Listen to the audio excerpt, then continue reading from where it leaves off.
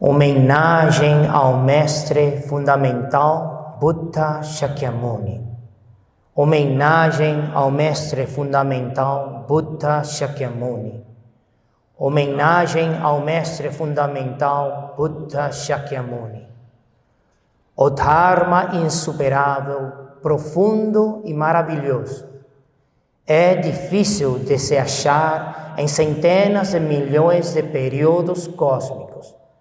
Agora que posso vê-lo e ouvi-lo, consigo recebê-lo e conservá-lo. Desejo compreender o verdadeiro significado do Tathagata. Caros amigos do Dharma, Amitabha. Hoje seguirei com a palestra número 26 da Sabedoria do Sutra do Diamante. E também é a última palestra da parte Sendeiro do Prajna.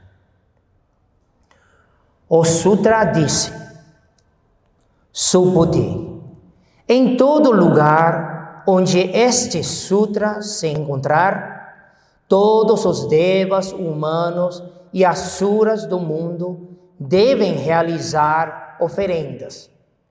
Deveis saber que este lugar é como um stupa. Eles devem reverenciá-lo, fazendo prostrações, circunvagando-o e espalhando todo tipo de incenso e flores.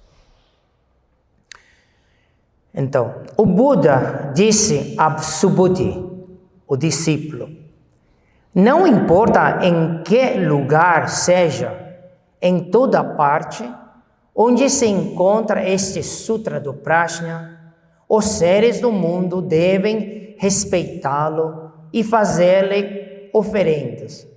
Isso porque o lugar onde este Sutra se encontra equivale ao local onde está um stupa do Buda, um monumento sagrado.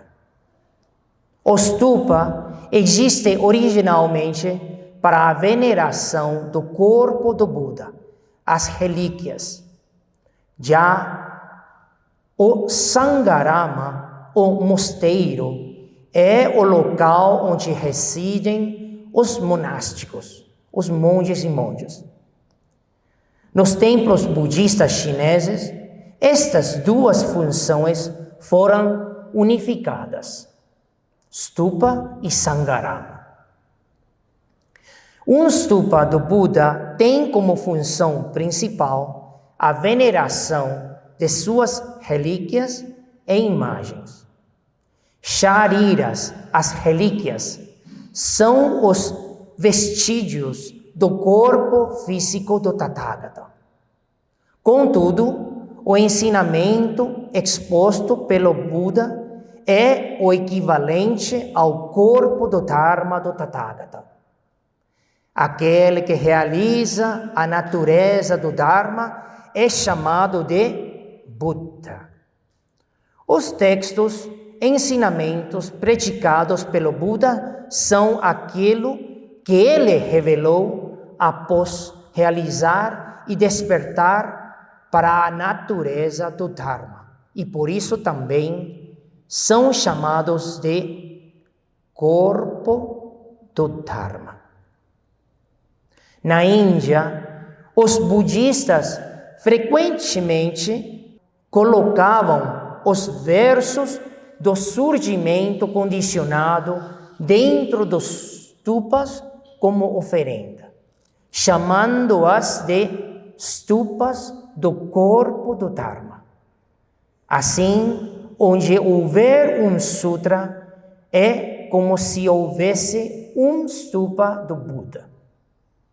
Para honrar o corpo do Dharma, deve-se respeitá-lo, reverenciá-lo e fazer-lhe oferendas. Quanto às oferendas aos stupas do Buda, textos como Vinaya em 4 partes já os descrevem claramente. Quando o Buda ainda vivia no mundo, os discípulos que iam vê-lo geralmente circundavam-no 1 ou 3 vezes e depois se prosternavam com a maior sinceridade. Os discípulos leigos costumavam levar incenso e flores para oferecer ao Buda. Há 3 tipos de incenso: incenso para queimar, incenso para aplicar e incenso em pó. O incenso para queimar é aquele que normalmente é oferecido através da queima, incenso em varetas. O incenso para aplicar também é feito de pó aromático misturado com óleo e aplicado, por exemplo, nos pés do Buda. O incenso em pó é um pó fino espalhado sobre o corpo do Buda ou no local onde o Buda reside. A oferenda ao Buda é assim. As oferendas aos stupas, tanto ao stupa do corpo físico quanto ao stupa do corpo do Dharma, também são assim. Os budistas chineses sempre demonstraram grande respeito pelos sutras. Nos mosteiros, costumam referir-se aos livros dos cânones como convidados para a oferenda. E falar assim não está mal. Contudo, oferecer aos ensinamentos, ao Dharma, não se limita apenas a reverenciar, queimar incenso e oferecer flores.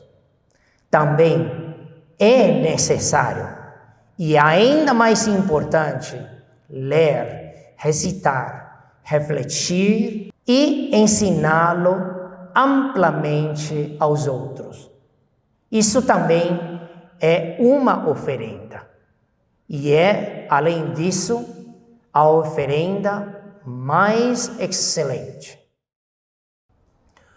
O Sutra diz: além disso, Subhuti, se um bom homem ou uma boa mulher receber, manter, ler e recitar de memória este Sutra e for menosprezado, quer dizer que tal pessoa, pelas suas transgressões de vidas passadas, deveria ter caído nos maus destinos.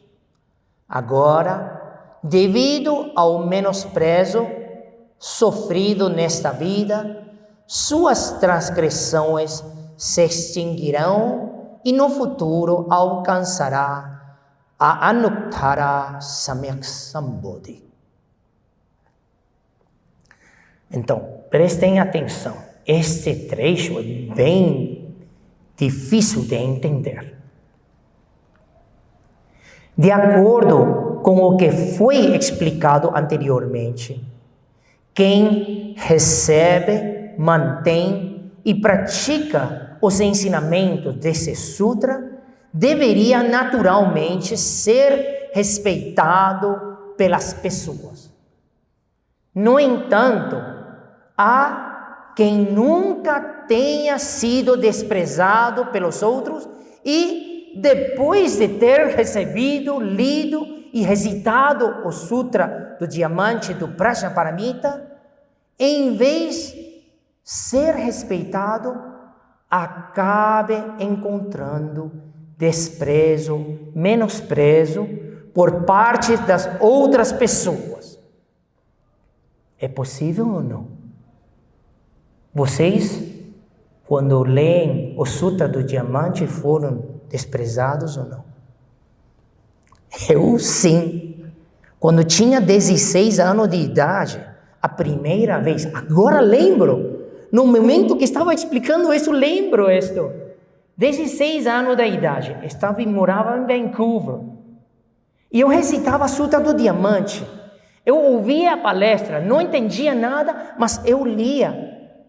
E meus amigos, quando me buscaram para sair, para jogar futebol, eu falei, não, eu tenho tarefa, eu preciso ler Sutra do Diamante. Diamante? Fala Sutra do Diamante? Budismo? Que? Você, o que está fazendo? Lendo Sutra dos velhos. Eu senti tão chateado a primeira vez que ouvi isso. Mas eu prestei caso a eles ou não? O que acham? Não. Se eu prestei atenção, eu não estaria aqui hoje e monge já 32 anos. Então é possível. Mas como é possível? Eu estudando o ensinamento do Buda e alguém, meus amigos, bons amigos, me menosprezaram.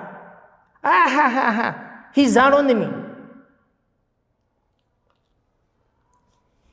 Isto frequentemente leva alguém ao retrocesso e ressentimento. Nossa, eu não deveria meditar, aprender o budismo porque alguém me vai menosprezar. Agora é carnaval, eu deveria estar meio desnudo com as pessoas jogando afora na praia. Como que estou no templo ouvindo palestra do Dharma. Usualmente, quando nós enfrentamos esses menosprezos, pessoas risando, você, o que está fazendo? Usualmente nós retrocedemos. O mestre Ginchen continuou explicando. Contudo, não se deve, por causa disso, nem ter dúvida e nem retroceder na aspiração, na prática budista. Muito pelo contrário.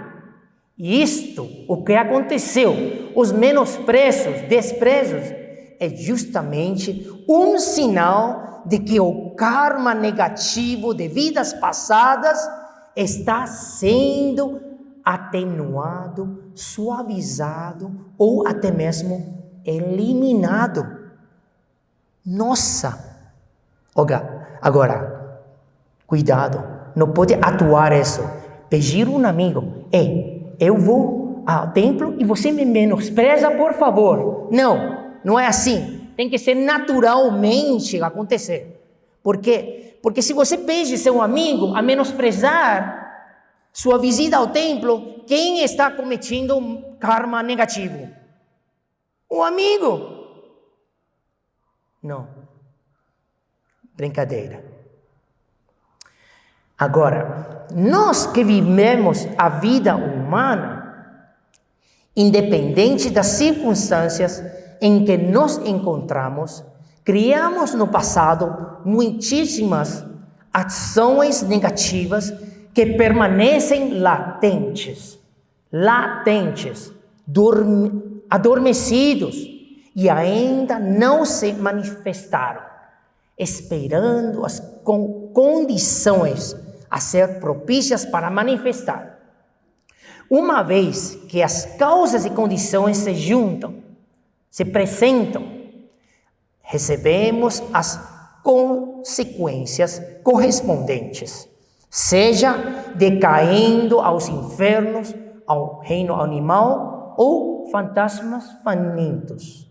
Aqueles que leem e recitam o Sutra do Prajna, graças à força dos méritos de receber e manter esse sutra, fazem com que todas as transgressões passadas que deveriam levá-los aos maus destinos sejam recebidas de forma leve nesta vida presente. ao receberem apenas a retribuição leve de ser desprezado pelos outros, não tomarão as retribuições nos maus destinos. Uau! Então, tem uma analogia com vacinação. Okay?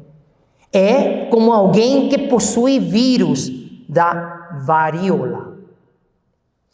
Se for vacinado antes, permitindo que a vírus se manifeste de forma leve, como colocando uma pequena dose e deixar que a doença se manifeste, e aí o corpo vira quê? Anticorpo.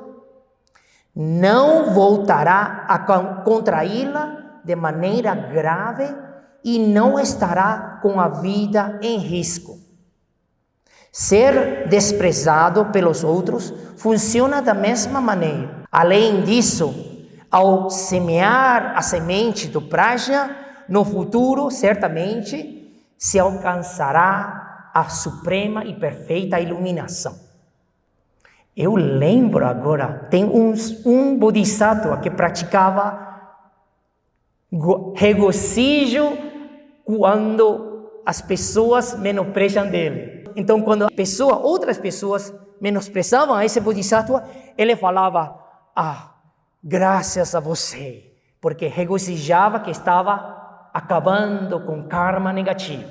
Imagina nós, qualquer pessoa que nos menosprezam, ou desprezam e nos olham mal, nós internamente, pelo menos, agradecemos a essa pessoa, em vez de ficar com raiva e ira. Outra analogia que tenho para vocês. Imagina, um monge, os monges que vêm à América do Sul, ao Brasil, um país principalmente católico, cristão, teísta, e vem aqui para divulgar os ensinamentos do Buda. Falar da meditação. Nossa! Qual é a recepção? Principalmente, em porcentagem, é muito pouco. E vocês acham que eu nunca ouvi menosprezo? Nossa, eu caminho pela rua, a pessoa passa e... Quê? E às vezes gritam algo. Volta ao seu país! Mas eu pertenço ao Brasil. Quando eu ouço esses menosprezos, transfiro méritos àquele e também eu sinto que estou suavizando meu karma negativo. Não fico com raiva. O Buda Dharma ensina que a força do karma se estende aos 3 períodos, vidas passadas, infinitas vidas passadas, vida presente e vidas futuras até quando? Chegar à budidade. Então, é uma visão panorâmica da consciência, esse rio da consciência. Mas, usualmente, como nós pensamos? Uma vida. Erroneamente pensamos assim. E então, se considerarmos apenas esta vida presente, uma vida, vemos que há pessoas que praticam o mal e ainda assim, tudo bem com elas, desfrutando de muitas riquezas, coisas roubadas, aproveitadas dos outros e uma vida longa, saudável.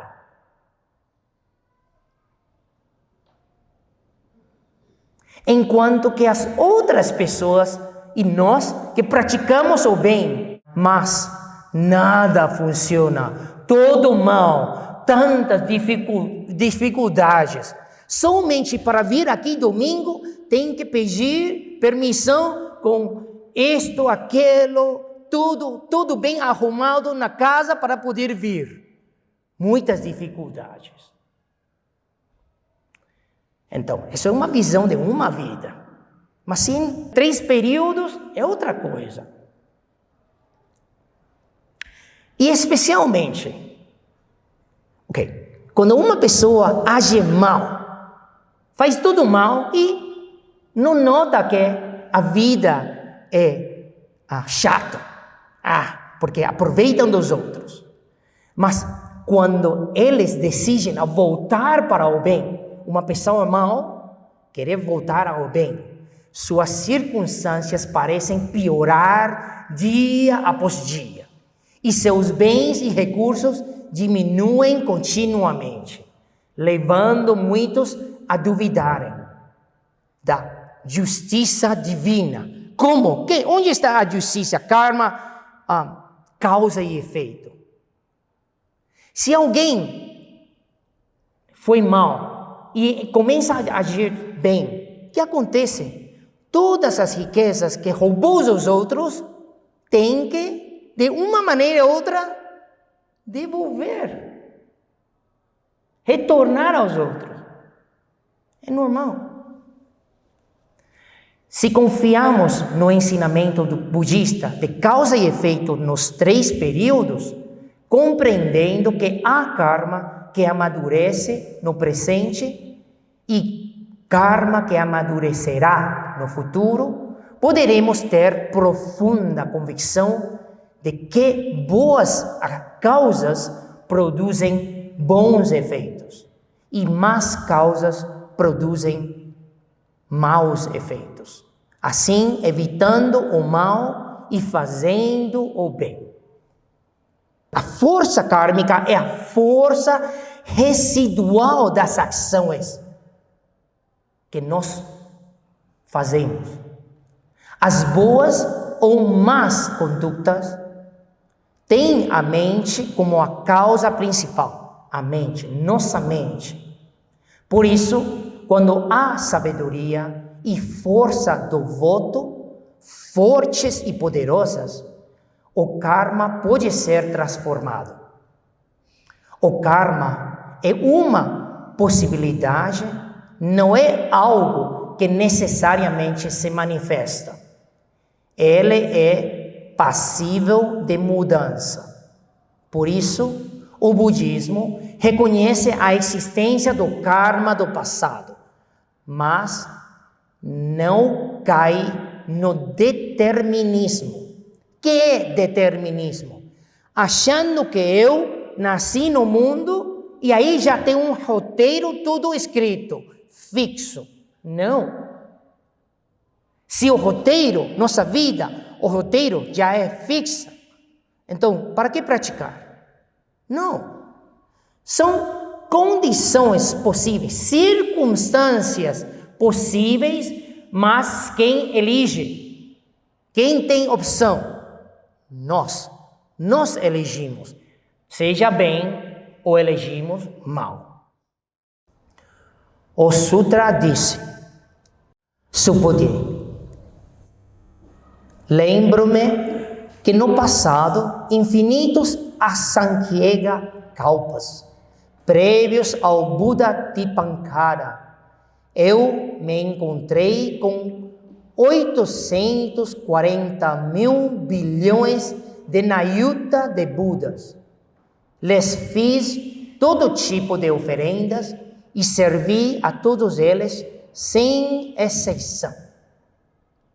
Mas, se no período final do Dharma, uma pessoa receber, manter, ler e recitar de memória este sutra, obterá mais virtudes do que eu obtive fazendo oferendas a todos os Budas.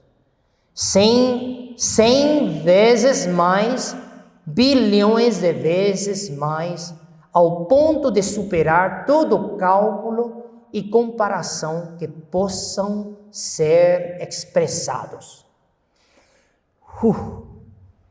Inconcebível. O Tathagata utiliza a própria experiência como prova dos méritos de receber e manter este sutra.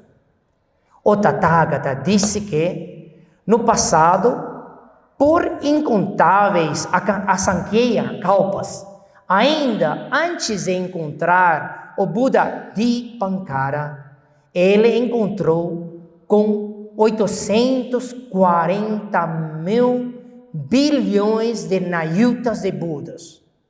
Diante de todos aqueles Budas, um a um, ele serviu e fez oferendas, sem deixar escapar nenhuma ocasião.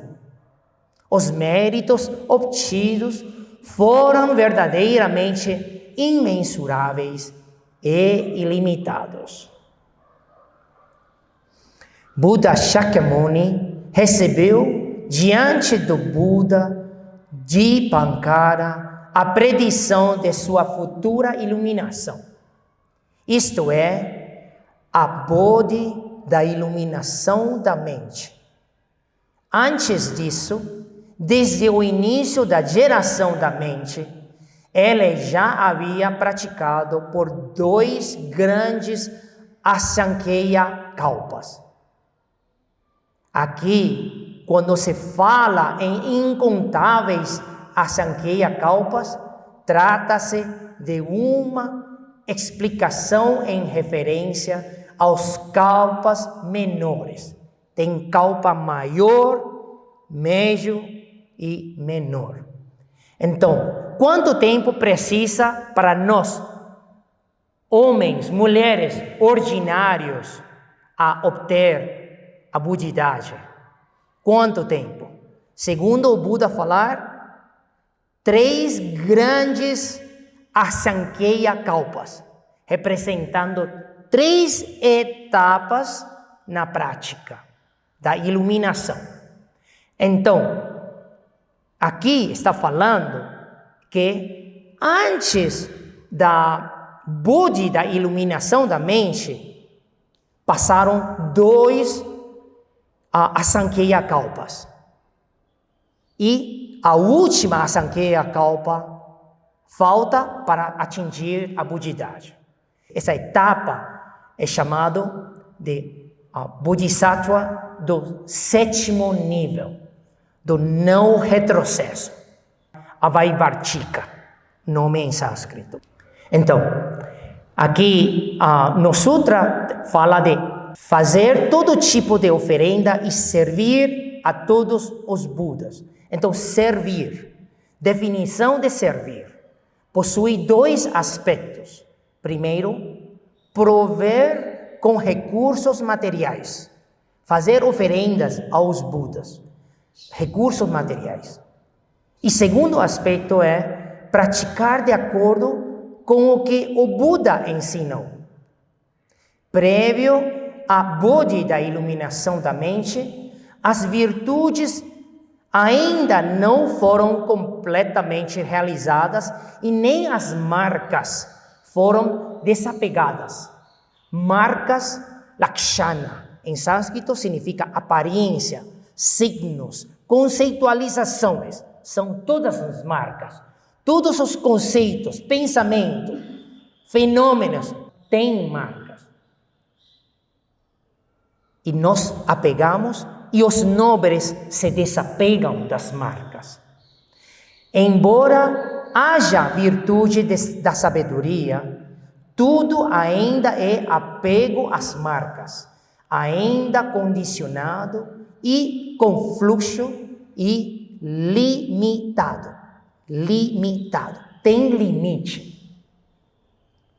Por isso, no período final do Dharma, se alguém for capaz de receber, manter, ler e recitar o Sutra do Diamante do Prajnaparamita, seguindo o portal do Dharma, do Sunyata, ou ainda alcançar o desapego às marcas e gerar a mente pura, tais méritos obtidos certamente superarão de modo incalculável os méritos das oferendas feitas por Buda Shakyamuni a todos os Budas. Ao receber, manter, ler e recitar esse sutra, avançando em direção ao desapego às marcas, uma pessoa será capaz de transcender as práticas baseadas nas marcas realizadas por incontáveis asankhya kalpas.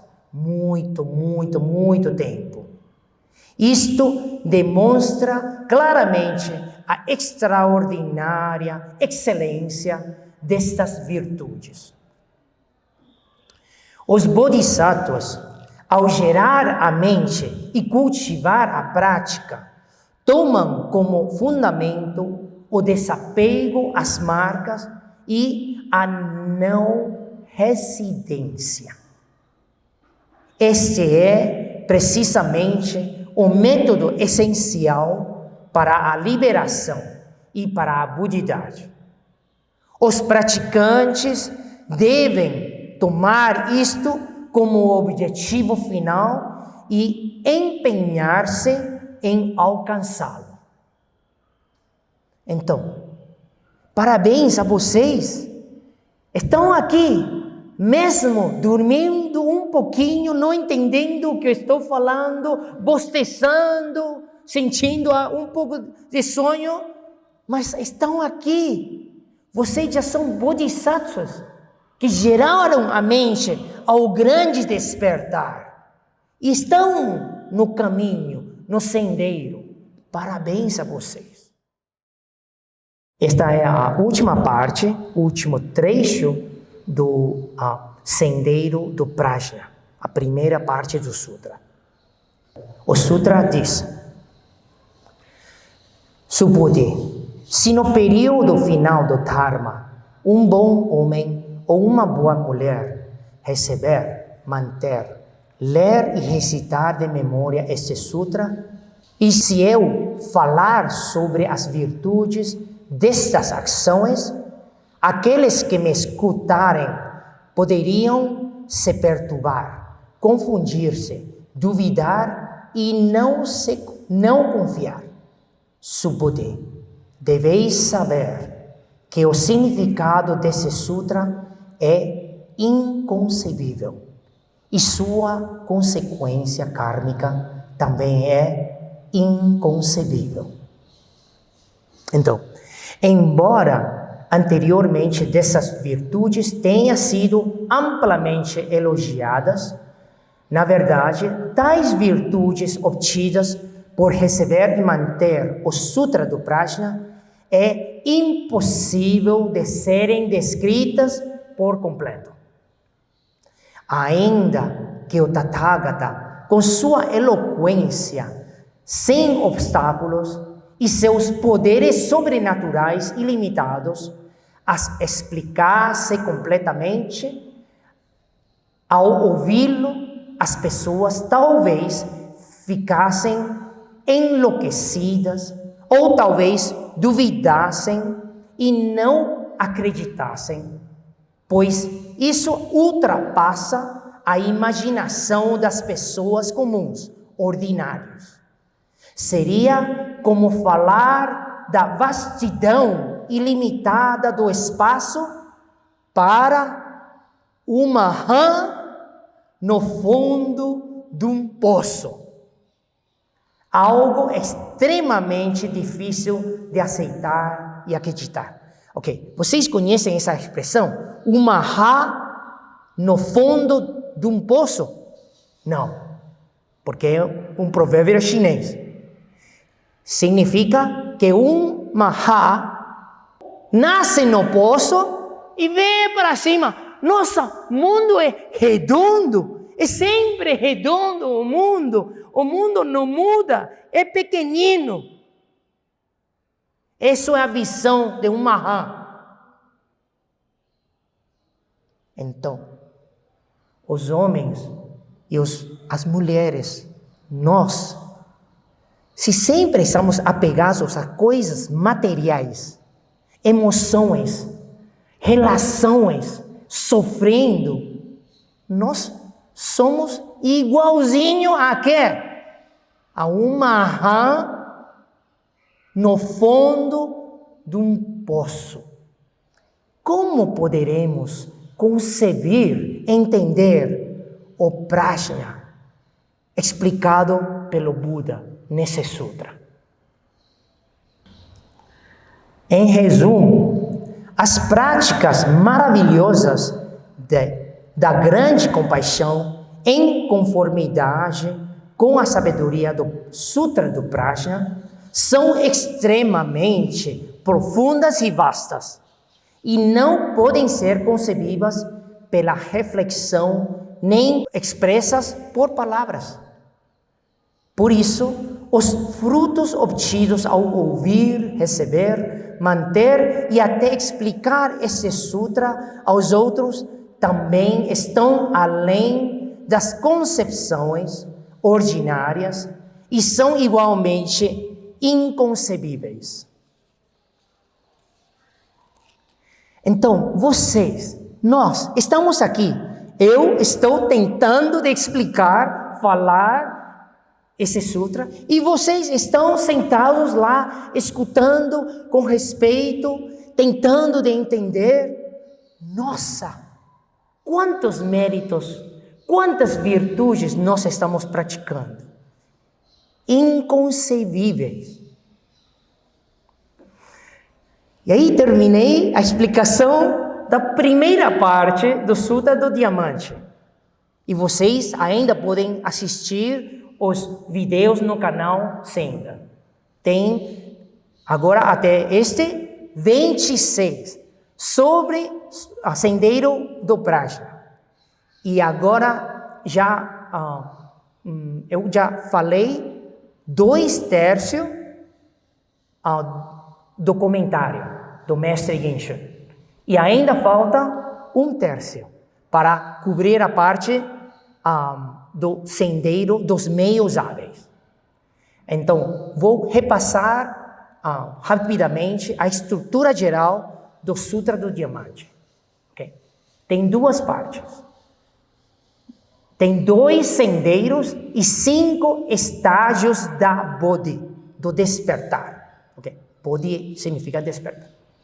Então, os 2 sendeiros referem-se a Sendeiro do Prajna e Sendeiro dos Meios Hábeis. Esses 2 sendeiros.